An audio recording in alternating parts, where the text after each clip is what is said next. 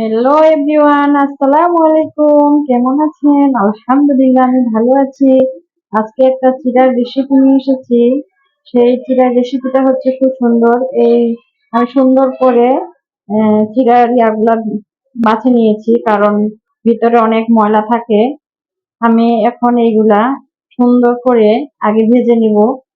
আমার চ্যানেলটা দেখতে থাকুন, আমি কি সুন্দর করে একটা রেসিপি বানাই।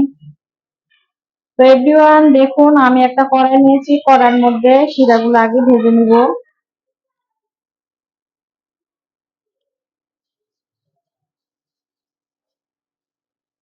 এভাবে করে ভেজে নিলে সুন্দর একটা শুকনো চিড়ার বিরিয়ানি হয়ে যাবে। কারণ যেহেতু ঝড় বৃষ্টি শুরু হয়ে গেছে, আমার এখানে ঘূর্ণিঝড়, তো সমুদ্রের পাড়েই যেহেতু আমার বাসা, আমি যেহেতু ঘূর্ণিঝড়ের মধ্যে আছি, সেই জন্য অনেক আমার আশঙ্কা থাকে ঝড় বৃষ্টির জন্য। আমি এরকম একটা শুকনো চিড়ার বিরিয়ানি ভেজে নিব আগে।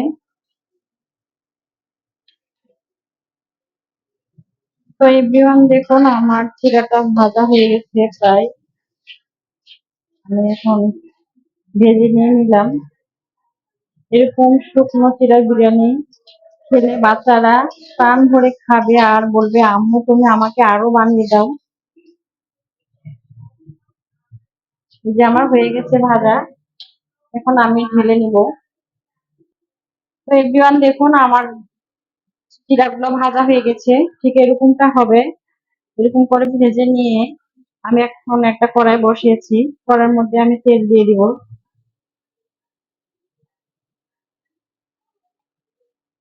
তো তেলটা গরম হয়ে গেছে, এখন আমি দিয়ে দিব পেঁয়াজ কুচি এবং শুকনো মরিচ। আপনাদের বাসায় যদি এরকম শুকনো মরিচ থাকে, আপনি দিয়ে দিতে পারেন। কাঁচা মরিচ থাকলে কাঁচা মরিচ দিতে পারেন, কারণ আমি কাঁচা মরিচ যেহেতু বেশি খাই না, একটু কালার হওয়ার জন্য আমি শুকনো মরিচটা ব্যবহার করবো।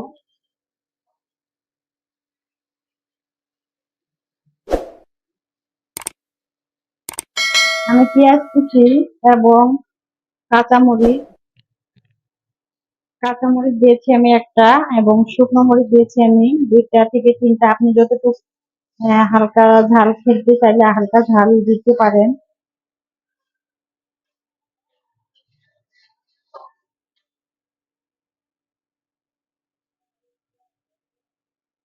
তো এভরিওয়ান দেখুন, আমার পেঁয়াজ গুলো ভাজা হয়ে গেছে।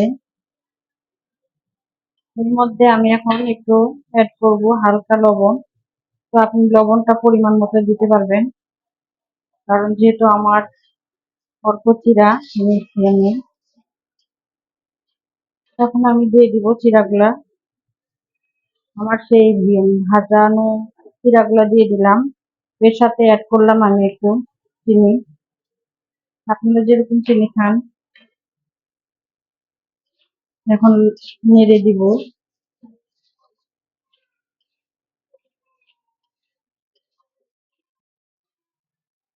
একটু হালকা আঁচে রান্না করতে হবে,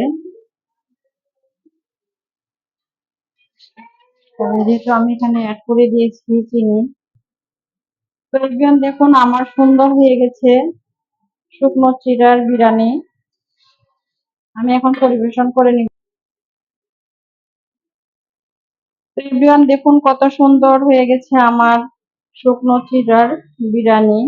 এরকম একটা নতুন সুন্দর একটা রেসিপি আপনারা চাইলে এরকম করে ঘরে বসে এইভাবে করে বানাতে পারেন। আর বাচ্চারা তো খাবে আর বলবে, আম্মু আমাকে আরো বানিয়ে দাও।